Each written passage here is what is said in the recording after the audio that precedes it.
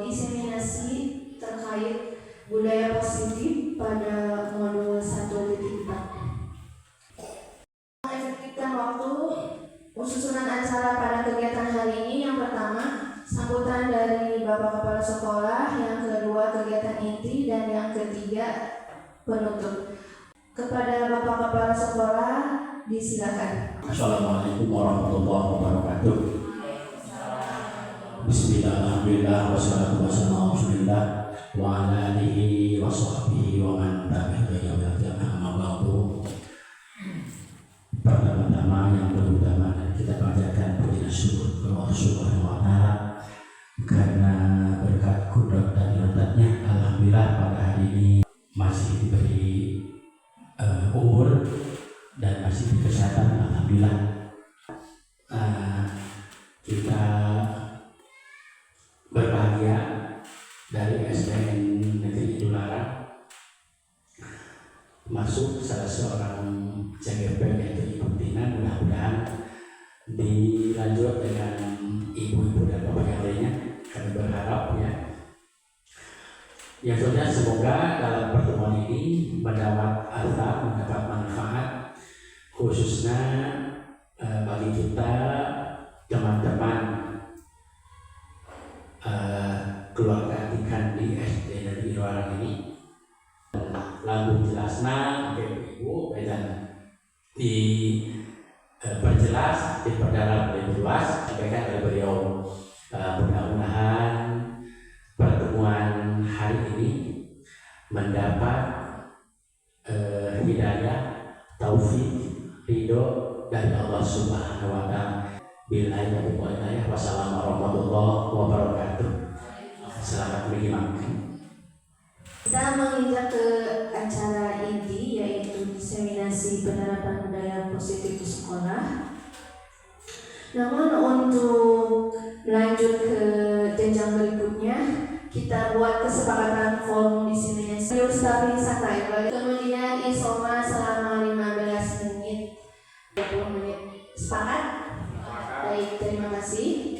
Selanjutnya ada ice breaking dulu, biar suasana kita lebih cair, karena ini hari sudah siang, sudah melelahkan mungkin ya buat Bapak Ibu guru. Ini sudah siang, tentunya kita harus pemanasan lagi biar tambah semangat. Dan kita akan mengecek apakah Bapak Ibu masih konsentrasi atau tidak. Sudah.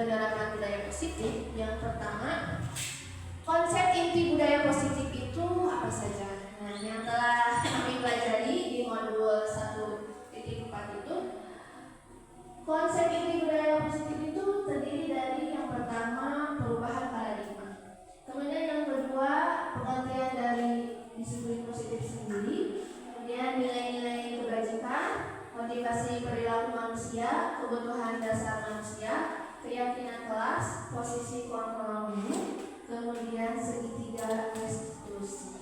Mengapa ini dipelajari? Nanti ada jadi ada keterkaitan. Mengapa anak atau murid berperilaku seperti itu? Maka kita ketahui terlebih dahulu apa yang mendasari anak berperilaku atau bersikap seperti yang ditampilkan oleh mereka. Nah, ini beberapa konsep inti budaya positif ya. Selanjutnya, perubahan paradigma atau miskonsepsi tentang teori kontrol. Pertama, ilusi guru mengontrol murid. Pada dasarnya kita itu tidak dapat memaksa murid untuk berbuat sesuatu jika murid tersebut memilih untuk tidak melakukannya. Kemudian ilusi yang kedua,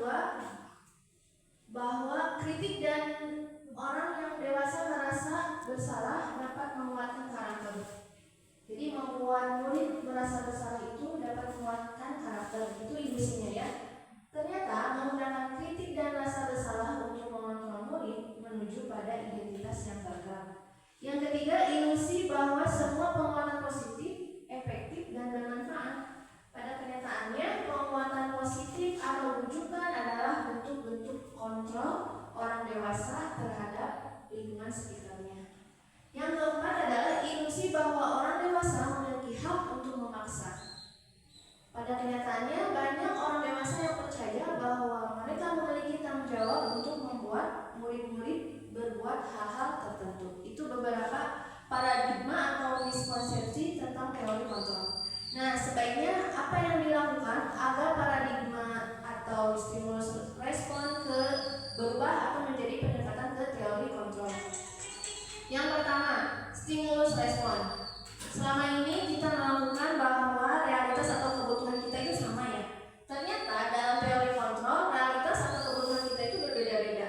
Kemudian semua orang melihat yang sama. Ternyata setiap orang memiliki gambaran kehidupan yang berbeda-beda. Yang selanjutnya kita mencoba mengubah orang agar berpandangan sama dengan kita ya. Ternyata dalam teori kontrol itu kita harus berusaha memahami pandangan orang lain tentang dunia.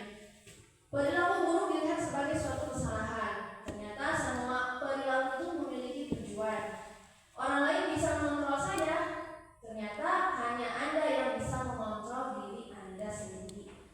Saya bisa mengontrol orang lain, tetapi pada teori kontrol Anda tidak bisa mengontrol orang lain.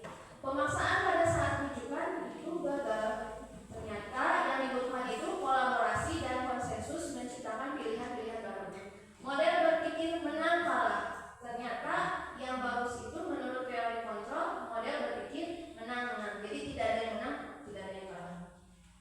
Nah, selanjutnya menurut Bapak Ibu guru, apa sesungguhnya arti disiplin itu? Enggak. Siapa yang akan berpendapat terlebih dahulu? Atau boleh tadi? Yang lain? Ada yang mau memberikan pendapat? Sedikit mungkin. Oh, maaf, silakan. Langsung saja ya. Menurut saya disiplin mungkin menjalankan sesuatu sesuai aturan. Hanya itu saja. Terima kasih. Baik, terima kasih Ibu atas pendapatnya. Menurut Ibu Erneng, disiplin itu menjalankan segala sesuatu sesuai aturannya. Ada pendapat yang lain? Ada yang berbeda pendapatnya? Oh, setuju? Setuju. Bagaimana Bapak Ki? Setuju? Oh, sama. Baik. Ternyata disiplin itu apa ya? Mempelajari bagaimana cara kita mengontrol diri dan bagaimana menguasai diri untuk memilih tindakan yang mengacu pada motivasi internal. Jadi disiplin itu harus diawali dari motivasi internal. Jika kita tidak memiliki motivasi internal, maka kita memerlukan pihak lain untuk mendisiplinkan kita atau motivasi eksternal yang seperti itu. Karena berasal dari luar, bukan dari dalam diri kita sendiri. Contohnya, Bapak Ibu guru berangkat ke sekolah itu motivasinya apa? Ada motivasi kan berangkat ke sekolah? Ada, Bu. Ada. Silakan Ibu, ada yang berpendapat motivasi Ibu untuk berangkat ke sekolah itu untuk apa? Gajian. Tentu sekolah motivasi Ibu ya. Ada yang lain? Di kelas 6 saya mungkin motivasi ibu minta dia sesudah ibunya tenang siapa di upami tiap orang teh ngajar kelas di Pak Ilma pokoknya motivasi nanti hoyo ngadisiplinkan anak pokoknya hoyo si disiplin kumaha diedutan gitu kumaha carana anak teh supaya di kelas teh mengikuti pelajaran yang baik non-teras terdiam sampai acamios teh ngaratekeun diri ka Allah yang barangkali kayak si disiplin tapi teu acam biasa wae tah ibu abdi manawi biasa kemiringan ieu IHT ieu paling aya solusi kana mulai abdi. Amin.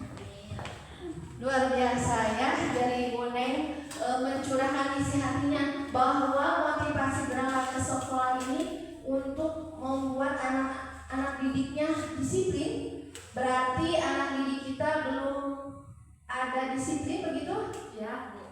Ya, berarti kasusnya sama ya, hampir sama karena kita menghadapi anak didik yang memang setiap hari berkembang, setiap hari tumbuh dari mulai sikap perilaku mereka ya yang dipengaruhi oleh lingkungannya. Nah itu mengapa motivasi ini kita perlukan, terutama motivasi internal ini, karena motivasi internal ini dapat membuat kita menjadi disiplin. Misalnya anak datang ke sekolah tepat waktu. Tujuan anak datang ke sekolah tepat waktu itu apa ya? Apakah takut oleh guru atau memang dia saya mah udah tahu bahwa datang ke sekolah itu harus tepat waktunya gitu. Selanjutnya disiplin positif. Berarti apa yang dimaksud disiplin positif? Bisa bertanggung jawab terhadap apa yang dilakukannya karena mendasarkan tindakannya pada nilai-nilai kebajikan universal. Jadi motivasi intrinsik itu sendiri ya. Jadi bukan karena takut oleh guru siswa itu ya melakukan perilaku positifnya itu. Kemudian nilai-nilai kebajikan apa yang harus siswa atau murid tanamkan untuk motivasi internalnya? Nah, sudah kita sepakati bersama ya bahwa dalam kurikulum kita dicanangkan profil pelajar Pancasila. Bapak Ibu sudah mampu atau sudah paham mungkin ya dengan nilai-nilai kebajikan profil dari profil pelajar Pancasila ini. Yang pertama ada beriman dan bertakwa kepada Tuhan Yang Maha Esa dan berakhlak mulia. Yang kedua berkebinekaan global. Tuh udah paham semuanya ya. Mandiri, kemudian bernalar kritis, bergotong royong dan kreatif. Tinggal kita bagaimana menanamkan atau jadi profil pelajar Pancasila ini terlihat dalam diri masing-masing murid. Nah, tadi kita berangkat ke sekolah itu karena memiliki motivasi. Motivasinya apa ya? Pertama, untuk menghindari ketidaknyamanan atau hukuman. Misalnya siswa berbuat baik karena takut dihukum oleh guru, atau dua, untuk mendapatkan imbalan atau penghargaan. Misalnya ya siswa itu karena dia selalu mendapat penghargaan, dia selalu bersikap baik di hadapan guru. Tapi ternyata terkadang kita mendapatkan informasi yang di belakang kita itu siswa kadang berbuat yang memang kurang baik ya. Begitu Bapak Ibu? Ada yang seperti itu, kasus seperti itu? Nah itu ya, berarti motivasinya berbeda-beda ya. Yang ketiga, untuk menjadi orang yang mereka inginkan dan menghargai diri sendiri dengan nilai-nilai yang mereka percaya. Nah yang paling bagus itu adalah yang ketiga, karena mereka itu berbuat baik yang mereka inginkan. Yang mereka inginkan itu karena menghargai dirinya sendiri, tanpa ada embel-embel takut hukuman atau ingin mendapat imbalan ya. Tapi mungkin kita semua sama ya, mendapatkan profil murid itu yang memang benar-benar tulus ya, berbuat atau bersikap baiknya itu sesuai motivasi internalnya. Mungkin kita butuh proses ya. Selanjutnya, mengapa motivasi kita itu ada dua? Tadi motivasi internal maupun eksternal ya. Motivasi internal yang berasal dari dalam dirinya sendiri karena dia menghargai dirinya sendiri. Kemudian motivasi eksternalnya itu adalah yang karena tadi ada embel-embel takut dihukum atau memang ingin mendapat imbalan ya. Motivasi eksternal. Nah, motivasi ini dilatar belakangi oleh kebutuhan dasar manusia. Coba menurut Bapak Ibu kebutuhan dasar manusia itu apa saja? Silakan berpendapat Bapak. Bapak Ibu dulu. Boleh nih.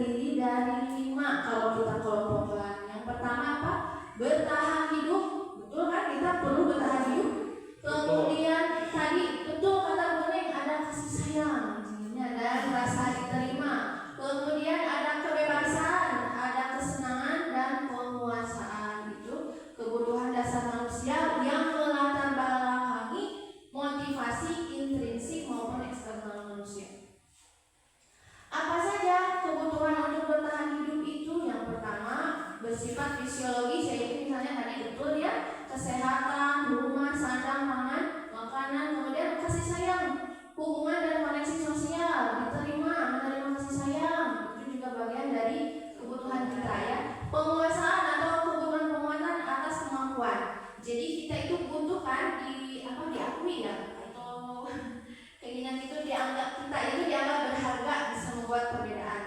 Nah, kita bisa lihat ya kebutuhan kebebasan. Apa yang dalam kebutuhan kebebasan ini mereka menginginkan pilihan, terutama anak-anak atau murid kita yang banyak suka bergerak gitu ya, suka mencoba-coba, tidak terlalu terpengaruh orang lain, senang mencoba hal baru dan menarik, terutama di kelas kita ya banyak kejadian yang seperti ini. Kemudian untuk kesenangan, kebutuhan untuk merasa senang. Jadi anak-anak dengan kebutuhan dasar kesenangan tinggi biasanya menikmati apa yang mereka lakukan. Contohnya suka ada yang usil. Apa ya sebetulnya yang mendasari mereka itu, kenapa mereka usil atau iseng gitu ya ke temannya? Ada kan yang seperti itu? Mereka suka bergurau, kemudian suka melucu dan seperti yang menggemaskan, ternyata buat temannya itu kurang mengenakan ya.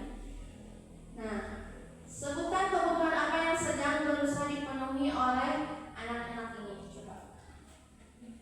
Tadi kebutuhan dasarnya ada 5 ya.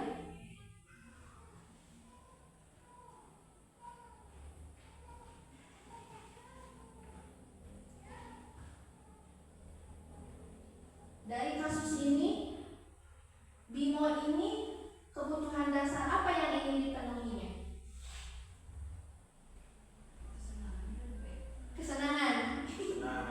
Kesenangan. Mengapa Bimo ini ingin kebutuhan dasar diakuinya adalah kesenangan? Mengapa? Senang kejar-kejaran. Senang kejar-kejaran dengan ibu guru, seru ya. Iya, dia apa? Nah, betul, kebebasan juga bisa ya. Jadi kalau misalnya ada anak yang lari-lari, resep berpikir kejar ke ibu, ayo sini duduk lagi, mungkin ya gitu. Si anak punya motivasi, senang dikejar guru, dia lari-lari. Makanya kita terkumpet. Oh iya, barangkali sedang bertak umpet, ternyata si anak ini kebutuhan dasarnya yaitu kesenangan yang ingin dipenuhinya. Nah, untuk kasus yang ini apa ya?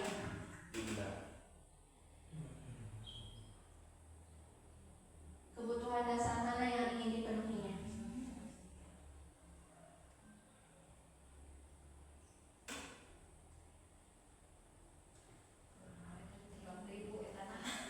Siap.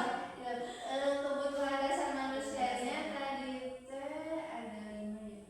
Kesenangan, kebebasan. Kebebasan, penguasaan, kasih sayang, Kasih sayang. Rasa diterima. Iya, kasih sayang rasa itu. Penguasaan, pengakuan. Nah itu ya, aku sebel gambarku tidak rapi, malah ibu guru nunjukin ke teman-temanku di depan kelas. Berarti dia itu butuh apa? Iya, penguasaannya, kebutuhan dasarnya yang ingin dia peroleh itu adalah penguasaan, gitu ya. Jadi dia ingin sebetulnya gambarnya itu tidak diperlihatkan mungkin ya, karena tadi tidak rapi. Selanjutnya, nah untuk menanamkan budaya positif ini kita diperlukan terlebih dahulu kesepakatan kelas atau peraturan kelas. Menurut Bapak Ibu guru, mana yang lebih efektif, kesepakatan kelas atau peraturan kelas? Silakan. Kesepakatan kelas. Oh, baik Bapak.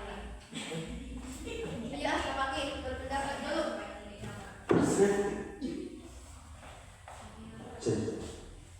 Ya kalau menurut saya itu kesepakatan kelas Bu, Alasannya? daripada peraturan kelas. Kalau peraturan kelas itu memang kayak peraturan itu dibikin tidak semuanya sepakat.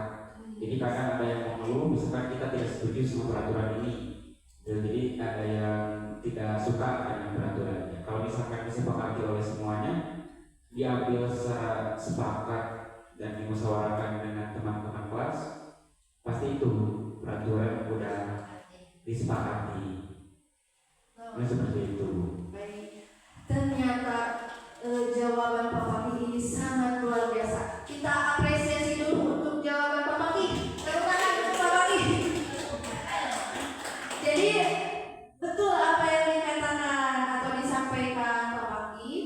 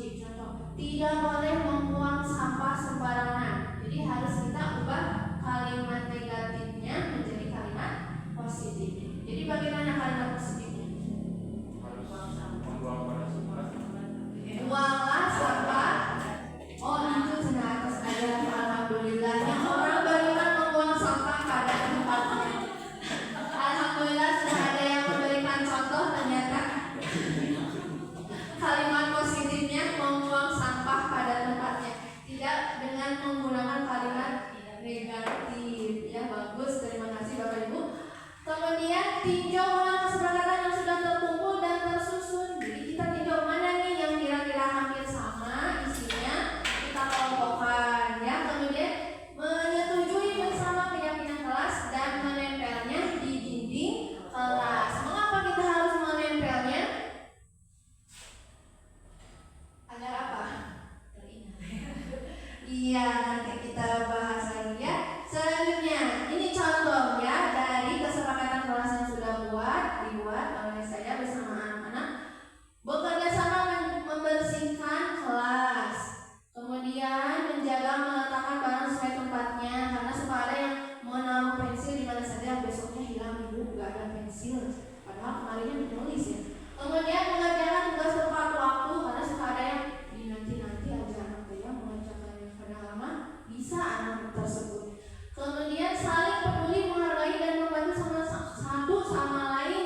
Ini penting karena kita memang sering kali mendengar anak-anak saling mengejek, saling menghina ya. Jadi mari kita sepakati. Kemudian tepat waktu dan aktif di kelas. Biasanya kalau saya itu ada yang suka setelah sholat duha itu jajan dulu gitu ya ke kantin. Jadi pas saya masuk masih makan ini gitu ya. Tapi mungkin di kelas lain sudah pada tepat waktu ya. Amin berarti masih proses. Nah sekarang hukuman, konsekuensi dan restitusi. Hukuman itu ya mohon maaf ya, saya juga memang ternyata saya juga pernah gitu ya melakukan tindakan-tindakan ini, masya Allah. Kemudian apa itu konsekuensi? Nah, hukuman itu bersifat satu arah dari pihak guru yang memberikan murid hanya menerima satu hukuman tanpa melalui kesepakatan terlebih dahulu. Tadi ya sebelum memberikan hukuman sebaiknya memang ada kesepakatan biar tidak anak merasa gagal dalam identitasnya. Kemudian ada konsekuensi. Konsekuensi ini sudah terencana atau sudah disepakati terlebih dahulu, seperti tadi membuat kesepakatan kelas, dibahas dan disetujui oleh murid dan guru. Kemudian nanti kalau mereka melanggar itu ada konsekuensi disepakati bersama ya. Mungkin murid tetap dibuat tidak nyaman untuk jangka pendek, tapi ini hal yang memang alternatif atau pilihan untuk kita sebagai guru dalam mengontrol perilaku murid. Bagaimana memberikan hukuman, konsekuensi atau restitusi? Mana yang sebaiknya kita lakukan?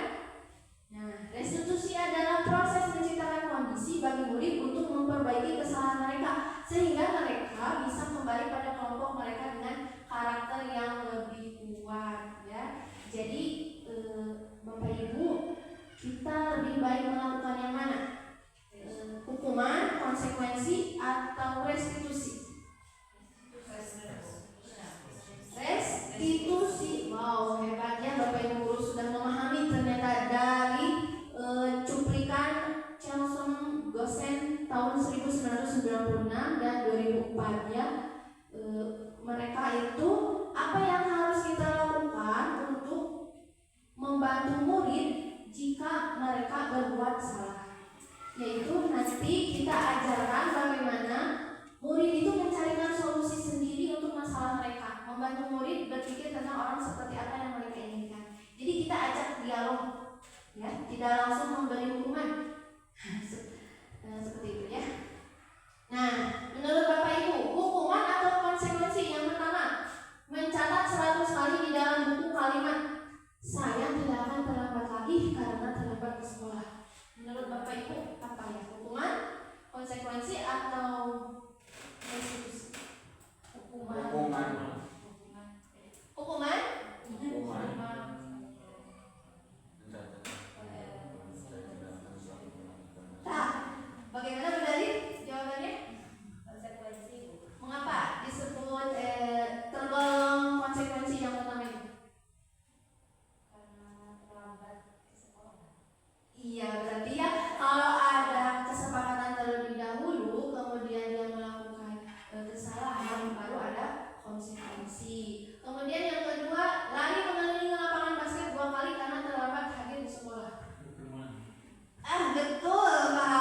minimal hukuman ya. Jadi apa? Seolah-olah langsung memberikan satu arah ya. Iya betul. Yang ketiga, betul konsekuensi ya. Jadi kalau dia mencuri-curi mengotori berarti konsekuensinya iya membersihkan. Kemudian yang keempat, iya betul konsekuensi. Yang kelima, ini membersihkan WC sekolah. Hukuman betul ya. Harusnya apa yang dilakukan? Nah, mengganti pensil temannya betul. Yang selanjutnya yang atas.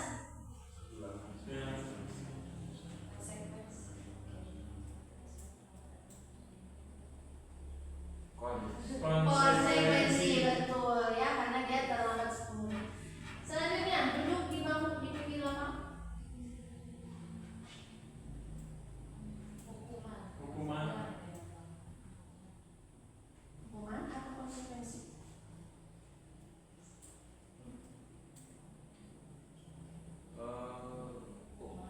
Hukuman tidak Tidak diizinkan bermain oleh guru.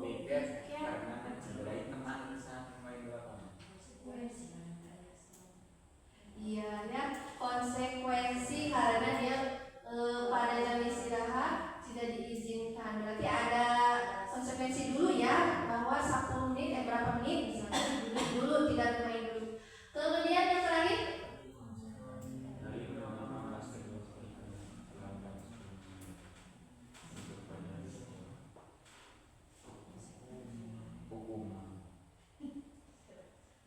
lari mengelilingi. Ini Bapak PJOK nih.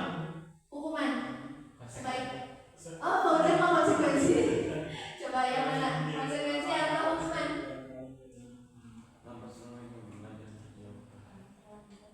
Karena terlambat 10 menit. Iya, konsekuensinya karena dia terlambat 10 menit. Jadi dia bisa mengelilingi lapangan dulu ya. Jadi bagaimana Bapak Ibu, hukuman atau konsekuensi itu sudah bisa dipahami ya? Bisa dibedakan? Masih rada bingung? Iya, apa sama sih juga. Sebenarnya hukuman atau konsekuensi? Tinggal kita inikan lagi ya tadi ciri-ciri hukuman atau konsekuensi. Selanjutnya dihukum oleh penghargaan. Wah, ternyata penghargaan ini memberikan hukuman juga ya. Ternyata penghargaan itu menurut Alfikon mengemukakan beberapa pernyataan dari hasil pengamatan memberikan penghargaan yang nilainya sama dengan menghukum seseorang. Bapak Ibu setuju dengan pernyataan Alfikon?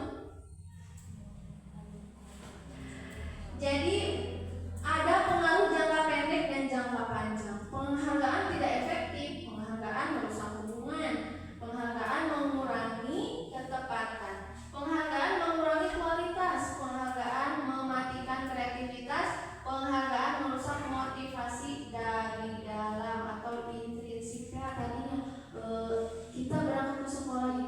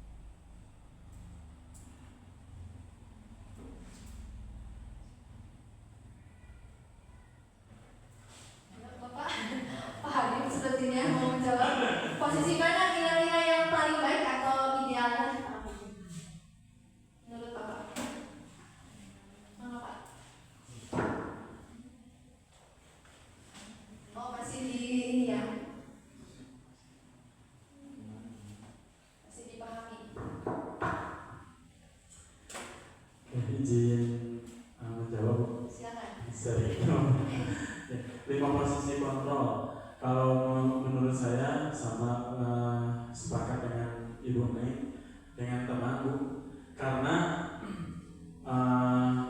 pernah kejadian di sekolah anak yang nakal, terus suka bolos,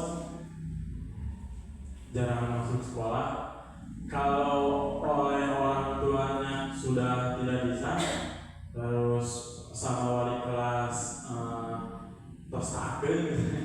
Nah, ada bujukan dari temannya Bu, karena murid tersebut ternyata ada permasalahan di keluarganya, tidak diperhatikan itu, terus oleh guru kurang ada sentuhan, makanya oleh temannya mungkin yang sering bermain kesana kesini, ada masukan-masukan dari temannya, yaitu untuk kebaikan temannya tersebut, untuk masa depannya nanti, untuk naik atau tidaknya sekolah itu bukan cuma dari pintar materi, tetapi masuk alfa sama absensi juga masuk ke kriteria kenaikan.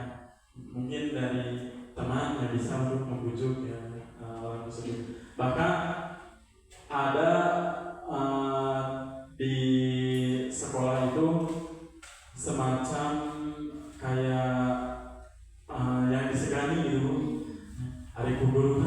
Biasa-biasa takut teman-teman oleh temannya karena merasa disegani diturun kalau pamena jarang sasapu atau bayar kah semata ku guru nama hari-hari awal ikut teman-teman karena merasa takut langsung diturun ya. Jadi ada sisi positif dengan teman. Terima kasih. Mohon kalau jawabannya tidak pas.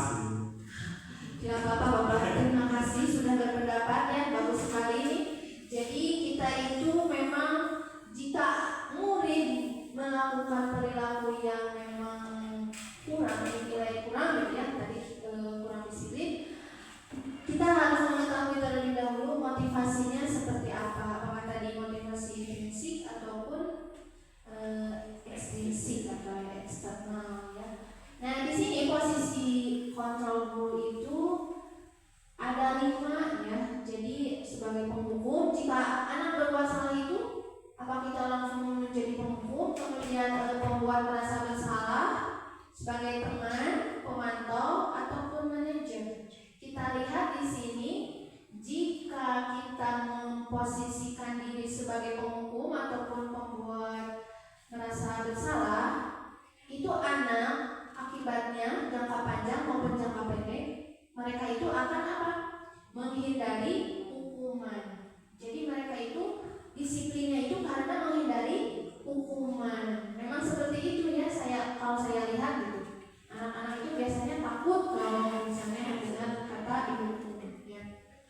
Selanjutnya, untuk teman, posisi kontrol sebagai teman atau pemantau, itu biasanya murid itu mengharapkan imbalan atau ketergantungan pada orang lain.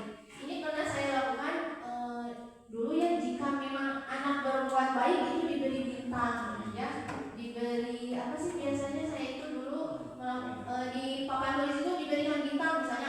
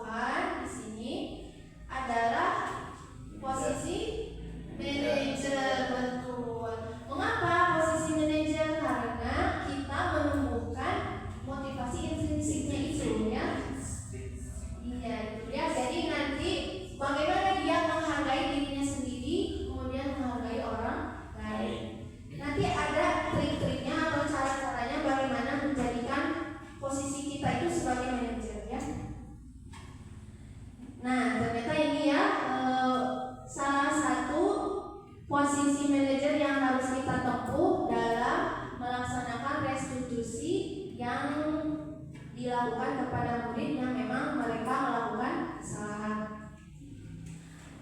Restitusi ini bukan untuk menebus kesalahan, namun untuk belajar dari kesalahan. Jadi siswa itu bukan maksudnya kamu salah, padahal gitu ya. Tapi anak itu dirangkul, kemudian mereka harus belajar dari kesalahannya. Kemudian memperbaiki hubungan, kemudian ada tawaran, bukan paksaan, menuntun untuk melihat ke dalam diri, mencari kebutuhan dasar yang mendasari tindakannya. Tadi ya sudah dibahas kebutuhan dasarnya itu fokus pada karakter bukan tindakan.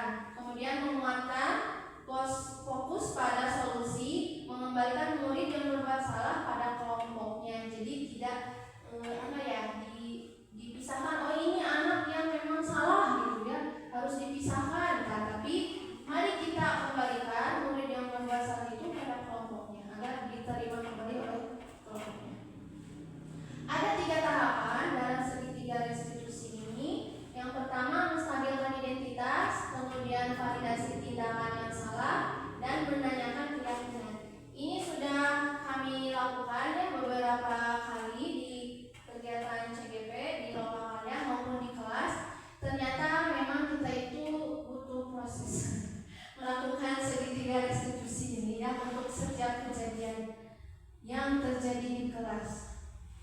Bagaimana menstabilkan identitas?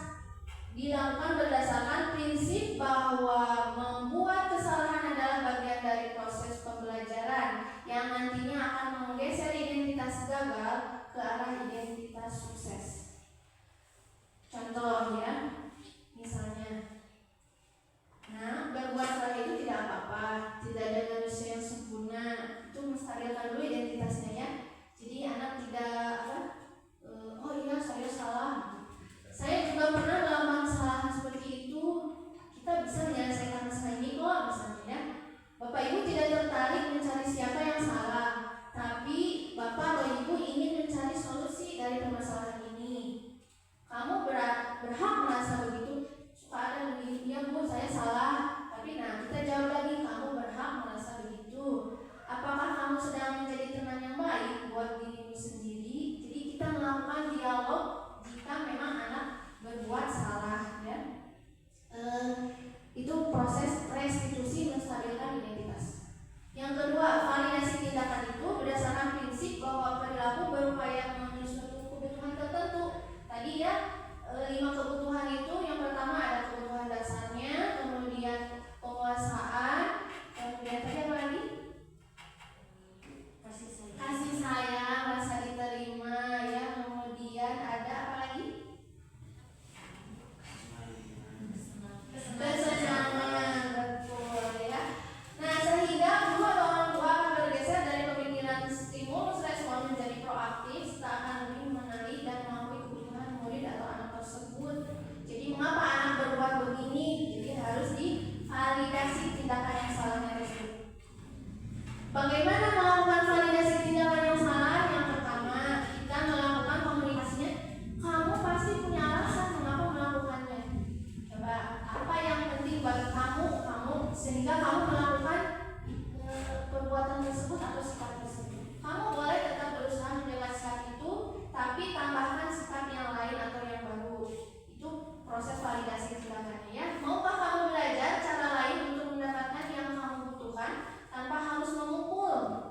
Bisa ya. Memang saya juga masih mendapatkan anak yang suka kakinya sliding gitu ya. Tapi ketika dilakukan restitusi, anak ini diam, tidak memberikan jawaban. Iya gitu ya, sama di kelas atas juga ya. Jadi bagaimana kita memvalidasi tindakan yang salah jika anaknya tidak memberikan respon? Tapi seiring berjalannya waktu, mari kita terus lakukan mungkin ya, harus sering. Jadi anak nanti bisa berdialog atau berkomunikasi dengan guru. Apa alasan mereka melakukan tersebut ya? Untuk apa? Misalnya untuk kesenangan, untuk apa tadi? Mencari kasih sayang atau perhatian dari guru atau dari temannya ya. Kemudian menanyakan keyakinan kelas. Nah, tadi ada kaitannya ya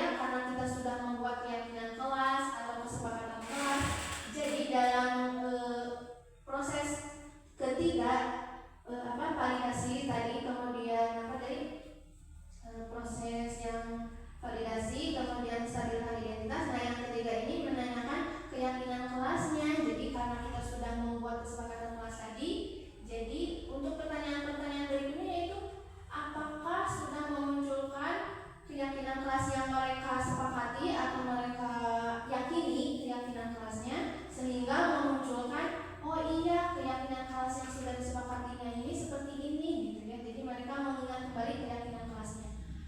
Seperti dialog apa yang kita percayai sebagai kelas atau keluarga, apa nilai-nilai umum yang telah kita sepakati itu, kembali lagi ke keyakinan kelas. Kemudian apa bayangan kita tentang kelas yang ideal, misalnya karena anak ini sering melakukan perilaku yang mengganggu temannya gitu. Jadi kita tanyakan seperti kelas apa sih yang dia inginkan gitu. Kamu mau jadi orang yang seperti apa? Boleh bertanya seperti itu juga ya, untuk menanyakan keyakinannya. Nah seperti ini ya, untuk keyakinan kelas. Jadi ada kaitannya dengan proses restitusi. Jadi Bapak Ibu guru, ketika kita menghadapi suatu permasalahan di murid gitu ya, maka kita sebaiknya melakukan proses restitusi ini ya. Kita coba mungkin ya perlahan, mungkin si anak, saya sudah pernah melakukannya sering gitu ya, tadi juga dilakukan seperti ini, menstabilkan identitas, tapi anak ini tidak menjawab. Jadi saya bingung gitu melakukan dialog berikutnya. Tapi memang harus dicoba dulu supaya mereka melakukan disiplin positif ini sesuai motivasi intrinsik tadi gitu ya, tidak mengharapkan imbalan ataupun takut dihukum. Jadi kita lakukan dialog-dialog untuk membuka pikiran mereka, apa yang mereka yakini, apa yang mereka inginkan di kelas ini atau di sekolah ini. Begitu Bapak Ibu guru, sampai di sini selesai, alhamdulillah. Kalau ada yang mau ditanyakan terkait kegiatan hari ini silakan.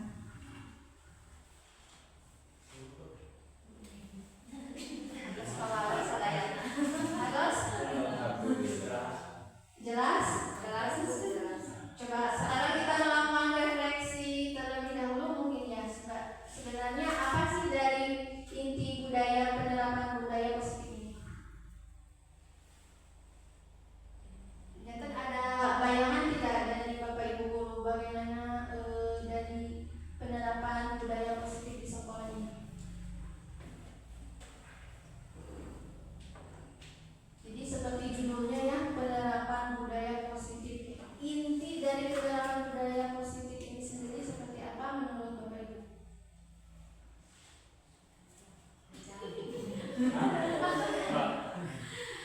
Tebak dari Bapak, dari Ibu? Oh enggak.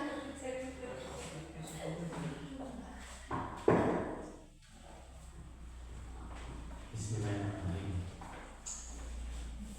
Ibu kembali ke pertanyaan. Kalau harus refleksi, mohon maaf kalau tidak tepat kepada materi seutuhnya, karena tadi sebentar menghilang. Kemudian juga saya relate karena hutan. Kalau menyimak sepintas ya Bu, dalam penerapan budaya positif yang dapat saya simpulkan, ternyata saya sendiri jauh dari bayangan saya.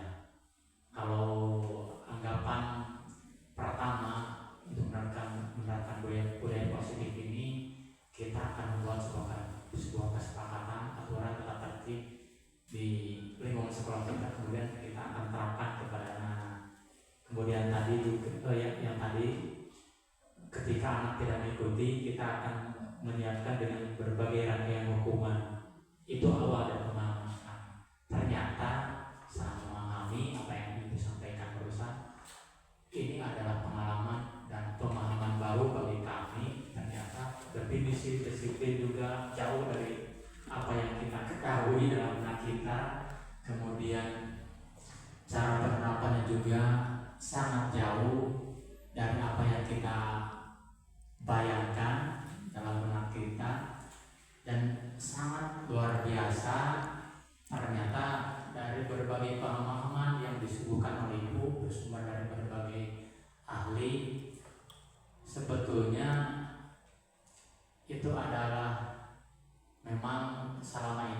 belum sama sekali belum menguasai dan baru kami menemukan materi tersebut.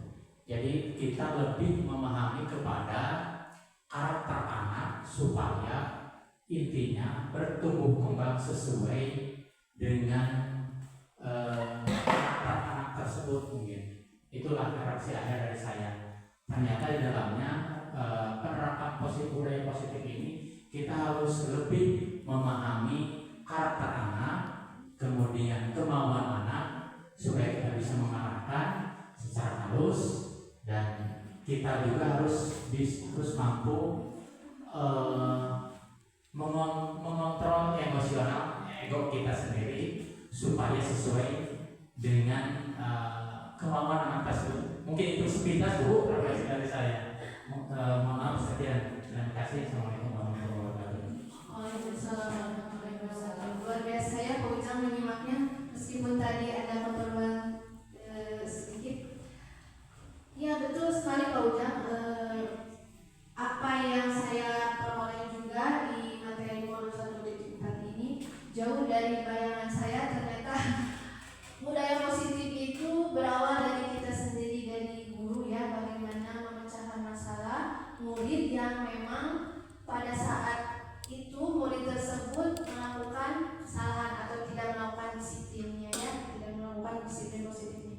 Ternyata hal-hal ini mungkin awalnya sulit ya bagi kita akan lakukan, tapi jika kita sering asah dialog-dialog ini mungkin akan bisa membuat siswa tersebut terbuka pikirannya atau hatinya ya, mengapa melakukan hal tersebut.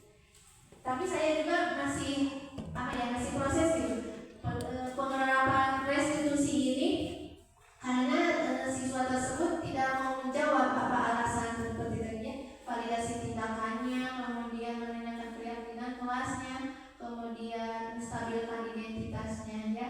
Jadi anak itu dia kalau diajak dialog. Bagaimana Bapak Ibu? Apakah ada pengalaman yang sama atau berbeda dengan saya? Sama. Kuna anjun tatamu wae Ya betul begitu ya. Kalau ditanya anak-anak mengapa kamu misalnya menendang temannya, dia aja. Kan jadi kita menstabilkan identitasnya bagaimana ya? Ya seperti itu mungkin prosesnya Bapak Ibu, tapi mari kita sama-sama menerapkan budaya positif dalam mendisiplinkan anak, terutama dengan cara restitusi ini.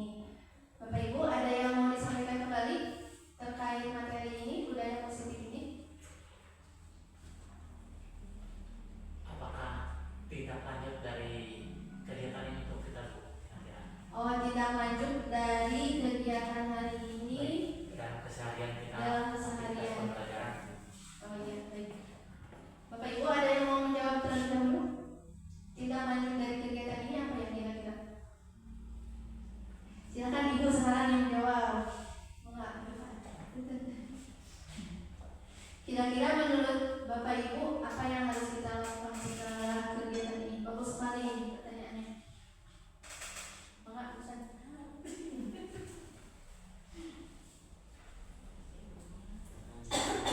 Izin menjawab, mungkin setelah kegiatan ini hal yang perlu kita lakukan itu khususnya sebagai guru yaitu menerapkan penerapan budaya positif yang tadi telah restitusi di kelas mungkin ya, semua kelas di kelas mungkin. Saya juga pernah mencoba untuk membuat keyakinan kelas Bu, tapi bingung untuk menyepakatinya gitu Pak. Jadi bertanya bagaimana gitu memulai kesepakatan kelas itu bagaimana dengan pertanyaan yang seperti apa gitu. Jadi si anak-anak teh biasa menunjukkan kalinya gitu. Siap Bu. Oke. Wah, terima kasih Bu Santi. Ini sudah menerapkan, ternyata Bu Santi sudah membuat keyakinan kelas ya.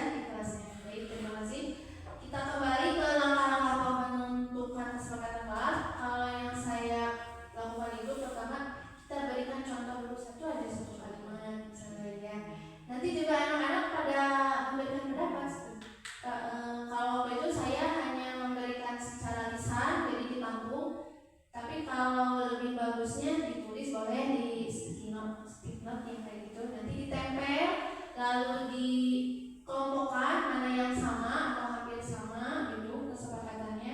Nanti kita tinjau ulang kesepakatannya sehingga kita susun, kumpul, boleh di papan tulis ya, dilihat. Anak-anak boleh membaca nanti. Kalau ditulis tuh lebih bagus ya. Pernah sih dilakukan di kegiatan lokal gitu ya. Jadi ditulis di stick note. Kalau saya secara lisan karena waktu itu tidak ada stick note-nya. Ataupun boleh dari di kertas dituliskan. Nanti anak boleh membaca setiap pendapat dari temannya masing-masing, kemudian dikelompokkan, ditinjau dan disetujui bersama. Begitu. Bagaimana anak-anak sepakat dengan kesepakatan kita? Boleh Bu, seperti itu. Kalau misalnya masih kesulitan untuk membuat kesepakatan kelas ini, karena kita memang kalau untuk memulai itu lebih sulit ya. Kalau sudah dilaksanakan akan lebih terbuka gitu pikiran anak. Oh iya, ini yang ingin saya sepakati gitu. Sepertinya itu Bu. Bagaimana? Oh, konsekuensinya ya betul itu tadi ya. Kita melakukan hukuman atau konsekuensi. Nah itu. Bagaimana Bapak Ibu? Apakah kita kalau melakukan hukuman atau konsekuensi, apa yang akan diperoleh anak untuk jangka panjang atau jangka pendek? Biasanya kalau hukuman itu anak mengingatnya jangka panjang ya, aku pernah dihukum, nanti maksudnya. Kemudian konsekuensi memang apa sih, mereka itu tidak dibuat nyaman untuk jangka pendek. Bolehlah disepakati karena kita kan di awal membuat kesepakatan kelas. Jadi konsekuensinya jika tidak mengerjakan tugas di guru kelas atau tapi kumar misalkan konsekuensinya boleh. Nanti kalau misalnya kita membuat kesepakatan dulu, itu diperbolehkan membuat konsekuensi gitu ya. Misalnya tidak ada kesepakatan terlebih dahulu, maka kita masuknya ke hukumannya seperti itu. Kalau misalnya ada kesepakatan nih anak-anak, kalau tugasnya tidak sesuai waktu, tidak tepat waktu, konsekuensinya apa ya gitu. Mari kita sepakati gitu biasanya. Tapi kalau yang lebih baik itu tadi proses restitusi, stabilkan identitas, validasi tindakan, kemudian menanyakan keyakinan. Baik Ibu Bapak Guru, terima kasih atas waktunya, atas kesempatannya yang diberikan kepada saya.